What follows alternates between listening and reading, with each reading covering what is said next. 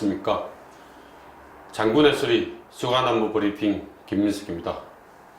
오늘은 미국 대통령 선거와 우리 대한민국의 안보와 관련된 상황을 좀 설명을 드리겠습니다. 지난주에 개표가 이루어지면서 이 대한민국 한반도의 안보와 국제 안보가 야성의 혼란의 시대, 그리고 새로운 안정, 그 두 개 사이를 교차했습니다. 그걸 보고 있는 저희들은 참 불안하기도 했었습니다.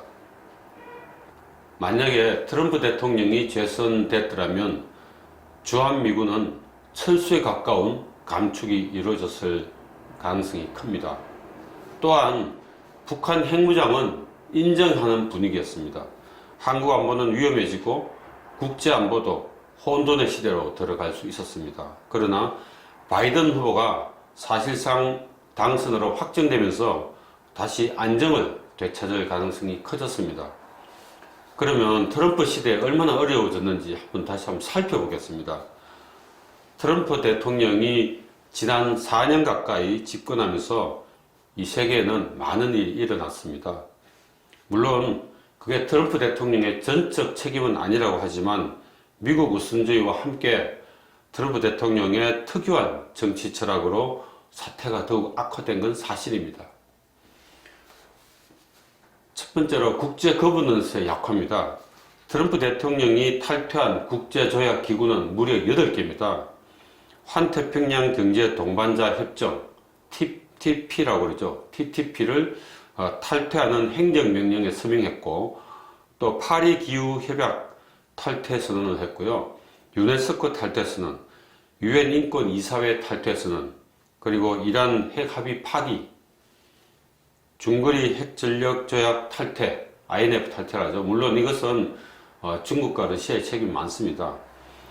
또한 항공 자유화 조약 탈퇴, WTO 탈퇴에서 제출, 이것은 1년 뒤에 자동으로 탈퇴됩니다. 앞으로 되돌릴 가능성도 큽니다. 이런 무려 8개나 되는 어느 미국의 대통령보다 많은 국제기구에서 많은 것을 탈퇴했습니다. 설상가상으로 코로나19 사태로 해가지고 지금 전 세계는 세상을 이끌어갈 리더십이 실종된 상황입니다. 그만큼 국제사회도 어렵고 전 세계는 각자 도생 길로 가고 있었습니다. 이런 상황에서 북한과 이란이 핵 개발을 하고 사실상 북한은 핵무장 상태가 되고 이란은 핵무기 개발에 다시 박차를 가하고 있어서 국제적인 핵안보 체제가 흔들리고 있습니다. 소위 말하는 NPT 체제, 핵무기 비확산 체제가 유지할 수 있는 명분이 사라지고 있습니다. 그러면 이에 따라서 우리 대한민국도 북한의 핵위협에 시달릴 수밖에 없게 됩니다. 두 번째는 한미동맹 체제 위기입니다. 트럼프 대통령이 웬만한 해외 주둔 미군은 철수한다는 게 원칙입니다.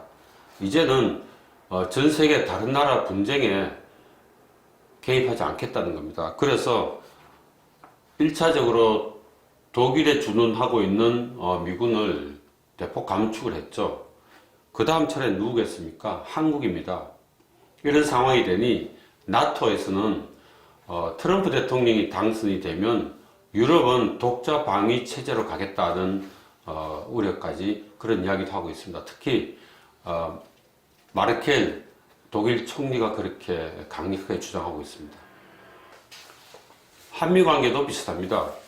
트럼프 대통령이 해외 미군 철수한다는 원칙에 따라서 주한미군도 대폭 철수할 수밖에 없고, 물론 미 국방부에서 에스퍼 미 국방장관이 주한미군 철수에 대한 아직 그 명령은 내리지 않았지만 대개들 그렇게 갈 걸로 보고 있었습니다.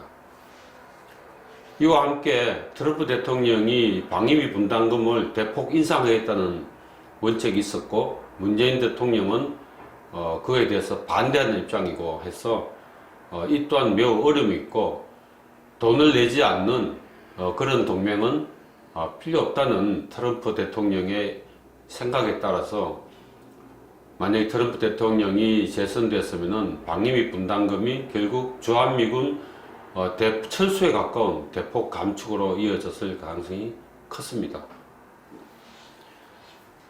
이런 어려운 시기에서 트럼프 대통령이 재선됐으면 북한 핵 문제는 더욱 심각해집니다. 잘 아시겠지만 트럼프 대통령이 당선됐으면 스몰 딜이 가능해집니다. 지난번 하노이 회담에서 보셨지 않습니까?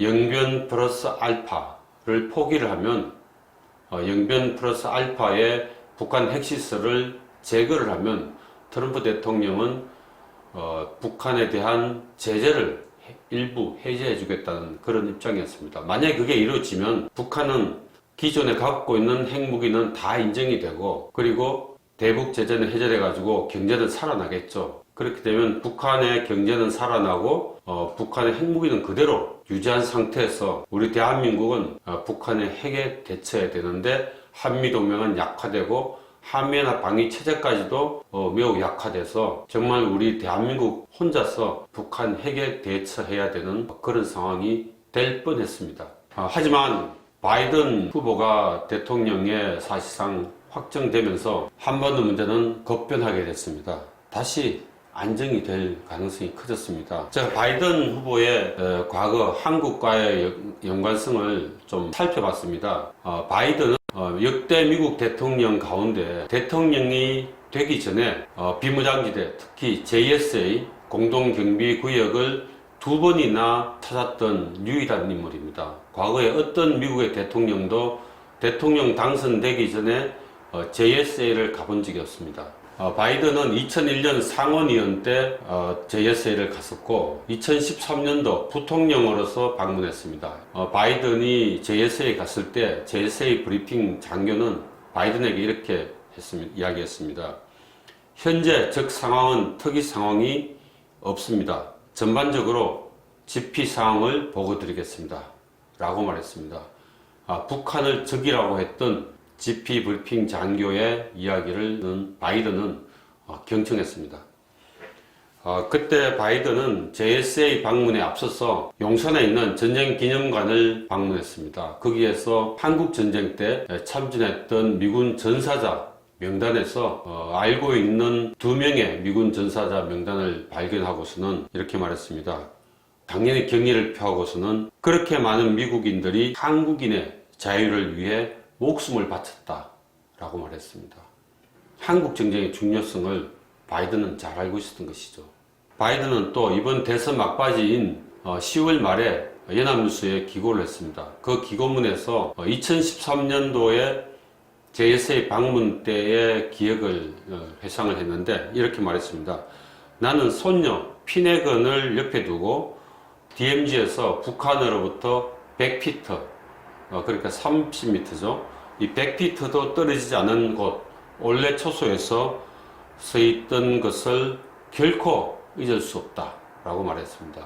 MDL을 중간에 두고 남북이 대치하고 한미군이 대비하고 하는 그런 엄중한 한반도 상황을 기억하고 있다, 그런 말씀입니다. 바이든은 또 이렇게 말했습니다. 나는 한국이 전쟁 이후 성취한 모든 것에 대해 깊은 존경심을 가지고 있다. 한국은 강력한 동맹이 되어왔다 라고 말했습니다. 그런데 오늘 바이든이 대통령 선거 당선인으로 스스로 발표하면서 이렇게 말했습니다. 한국은 피로 맺은 동맹이라고 말하고 좋은 친구라고 언급했습니다. 한국과의 관계를 잘 유지하겠다는 이야기입니다.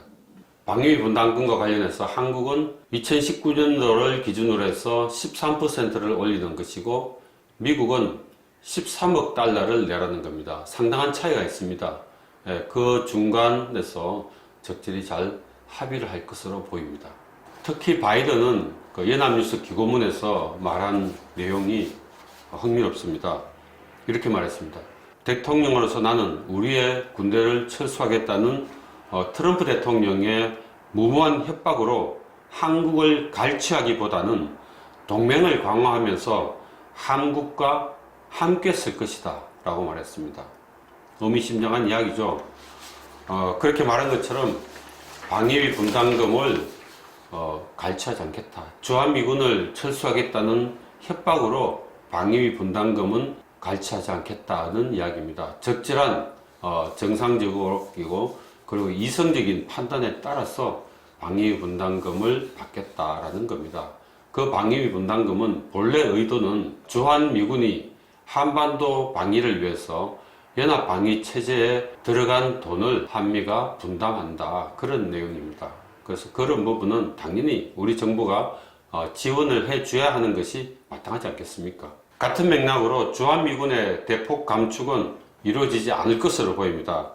하지만 이런 점은 있습니다. 미 국방부는 지금 신국방개혁을 추진하고 있습니다. 이 신국방개혁은 중국의 강압적 팽창 전략에 대응하는 겁니다. 그리고 그에 따라서 동아시아에 배치된 미 육군의 전면 조정은 불가피합니다. 미국의 신국방 전략은 인공지능이 탑재된 로봇 전투 체계로 지금의 전투력을 대체하는 겁니다. 그러면 전방 전투 지역에 지금처럼 병력 위주로 전투하는 게 아니고 인간 전투병 한 명에다가 로봇 전투병 서너 명 정도로 해서 팀을 짜가지고 하는 것이기 때문에 당연히 이 전방 전투 병력이 줄어들겠죠. 그렇다면 전방에 있는 인간 전투 병력은 당연히 후방으로 빼고 부대 구조가 전면적으로 재정이 되겠죠. 미국은 지금 그걸 추진하고 있기 때문에 그런 차원에서 부대 구조 그리고 부대의 배치 이런 것들이 전면 재조정이 될 것 같은데요. 이외에 또 중요한 점은 중국이 탄도미사일, 극초음속 미사일을 많이 배치하고 있습니다. 이미 많이 배치되어 있기도 합니다. 그래서 이 강력한 미사일로 한 곳에 집결되어 있는 미군을 타격할 경우에 미군은 굉장히 피해가 크고 전투력에 엄청난 피해가 불가피하고 그렇게 되면 또 전투력을 발휘할 수가 없게 됩니다. 그래서 이런 문제를 전반적으로 해소하기 위한 재배치가 이루어지겠지만 그렇다고 해서 주한미군을 대폭 감축은 하지 않겠다는 게 미 육군의 생각입니다. 그래서 이런 것들이 미 국방부를 통해서 바이든 당선인에게 보고가 되겠죠. 그러면 한미가 협의해서 정상적으로 주한미군의 재배치라든지 병력 감축의 정도 이런 것들을 협의할 것으로 보입니다. 이와 함께 많은 우리 예비역 장성군이나 또 예비역 장교 또 우리 예비역 전우들께서 걱정하고 계시는 전시작전 통제권 전환 문제에 대해서도 약간의 조정이 있을 것 같습니다. 이 문제는 지금 문재인 대통령이 전시작전 통제권을 문 대통령 임기인 2022년 이전에 또는 그까지 조기에 전환하겠다는 겁니다. 하지만 전작권은 조건에 기초한 전환입니다. 그럼 이 조건에 기초한 전환은 언제 했느냐? 오바마 대통령 때 민주당 정부 때 이야기가 된 겁니다. 당시에 이 전작권 전환은 노무현 정부 때 시작했고 노무현 정부 때는 2012년도에 전시작전 통제권을 전환하도록 되어 있었습니다. 그래서 MB 대통령, 이명박 대통령 때 그것을 2015년 12월로 연기를 했습니다. 하지만 2015년 12월도 우리로서는 준비가 안 된 상태입니다. 그래서 박근혜 대통령 때 오바마 대통령에게 친서를 보내고 그리고 한미 국방장관 회담 때 김관진 장관이 미 국방장관에게 정말 잘 설득하고 간곡히 이야기해서 이 전시작전권 전환을 조건에 기초한 전환으로 바꿨습니다. 그래서 이 조건이 언제 충족될지는 한미가 서로 평가해서 하자는 게 본래 취지였습니다. 그런데 이 조건에 기초한 것을 없애고 조건을 무시하고 마구 안보 문제는 생각도 하지 않고 조기에 전환하겠다는 게 문재인 대통령 생각입니다. 바이든 후보가 사실상 대통령이 확정되고 앞으로 대통령에 취임하면 이 문제는 당시 민주당 때 합의한 내용으로 되돌아갈 가능성이 큽니다. 북한 핵 문제도 상당히 정상화될 가능성이 큽니다. 트럼프 대통령은 본인의 정치적 입지 때문에 김정은을 달랬죠. 핵무기를 더 개발하지 못하고 또 미국을 공격할 수 있는 ICBM 개발도 그만하라고 그랬죠. 하지만 북한은 지난 10월 10일 날 노동당 상근 75 트럼프 5주년 기념 열병식에서 화성 16호를 공개했습니다. 그 화성 16호는 다탄두 구조이고 다탄두로 된 핵무기를 뉴욕과 워싱턴을 동시에 공격할 수 있는 13,000km 날아가는 것이었습니다. 그러하기 때문에 앞으로 미국과 북한과의 경쟁도 가능하고 북한이 미국을 협박할 수도 있고 그걸 통해서 남한을 더욱 강압적으로 협박할 가능성이 있죠. 하지만 바이든은 트럼프의 행태와는 다릅니다. 트럼프는 북한을 달래기 위해서 김정은을 좋은 친구라고 그랬죠. 그리고 북한과 영변 플러스 알파의 스몰 D를 통해서 북한에 대한 제재를 해제해 주려고 그랬습니다. 또한 트럼프는 탑다운식으로, 그러니까 트럼프와 김정은 사이에 합의만 안 되면 그걸 바로 이성적 판단 없이 시행하려고 하는 것이었죠. 하지만 바이든은 반대입니다. 탑다운이 아니고 바텀업식으로 갑니다. 실무 레슨에서 협의가 되고 충분히 정상적 합의가 되면 그걸 가지고 바이든은 김정은과 서명만 하겠다는 겁니다. 스스로 나서서 억지로 이 핵 문제를 해결하지 않겠다는 겁니다. 그렇게 되면 당연히 대북 제재 해제는 쉽지가 않죠. 그리고 바이든은 북한 핵에 대해서는 되돌릴 수 없을 정도로 완전히 폐기를 해야 된다고 하는 CVID 방식을 유지하고 있습니다. 그게 기본 입장입니다. 그래서 김정은이가 핵무기를 완전히 폐기하지 않겠다는 식이면 합의가 되지 않습니다. 그래서 김정은은 매우 어렵게 될 가능성이 큽니다. 잘 아시겠지만 지난번도 한번 말씀드렸는데 북한은 삼중고에 시달리고 있지 않습니까? 3년간의 대북 제재, 그리고 올해 있었던 태풍 등 수해, 그리고 코로나 사태로 인한 국경 폐쇄로 중국에 있는 물자가 들어가지 않은 이런 삼중고에 시달리고 있고 내년 식량 문제는 해결될 소지도 없습니다. 중국이 전폭적으로 도와주지 않는 한 북한은 매우 어려운 상황에 갑니다. 그러하기 때문에 바이든은 그런 것들을 앞으로 보고를 받고 잘 알겠죠. 이런 문제로 해서 이제 북한 핵 문제를 바텀업식으로 나아갈 텐데 여기에서 문제가 있을 수 있습니다. 김정은은 몸값을 올리려고 할 가능성이 큽니다. 몸값을 올리기 위해서는 뭘 하겠습니까? 도발을 할 가능성이 있습니다. 이 도발은 두 차례의 기회가 있다고 봅니다. 내년 1월 1일에서 1월 20일 사이입니다.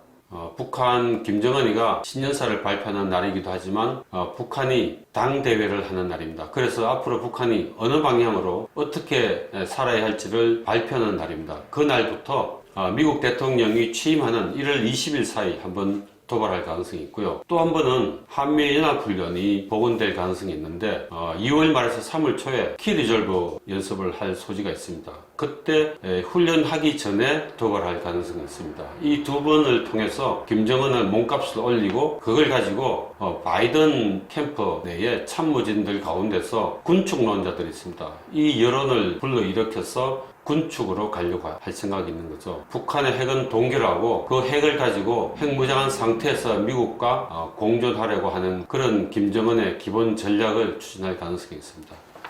이런 상황을 우리는 잘 고려를 해야 합니다. 문재인 대통령의 생각과 다르게 흘러갈 수도 있는데 이런 걸 가지고 우리는 앞으로 핵 프로세서, 우리 안보 체제를 강화하고 한미동맹을 강화하고 한미연합 방위 체제를 강화해서 북한이 핵무기로 협박을 하더라도 한미가 북한에 대해서 강력하게 대응하면서 북한이 핵무기를 사용하면 김정은 북한 체제는 반드시 지구상에서 소멸될 것이다 라고 하는 강력한 우리의 입장, 미국의 입장을 북한에 내비쳐서 북한이 도발하지 못하고 완전히 비핵화할 수 있도록 몰고 가야 하고, 우리 이 정부도 그런 걸 잘 인지하고 우리 대한민국 국민을 위해서 좋은 판단을 내릴 수 있도록 했으면 합니다. 앞으로 더 복잡하고 어쩌면 매우 힘든 상황도 벌어질 수 있지만 우리는 이 대한민국 자유민주주의 체제는 국민들의 의지로, 공산주의가 가장 겁내는 게 뭡니까? 국민의 강력한 대응 의지입니다. 그런 대응 의지를 우리 국민이 단합해서 대처한다면 김정은은 굴복할 수도 있습니다. 이때는 용기가 가장 중요합니다. 우리 대한민국 국민들은 용기를 가집시다. 화이팅입니다. 오늘 브리핑은 이것으로 마치겠습니다.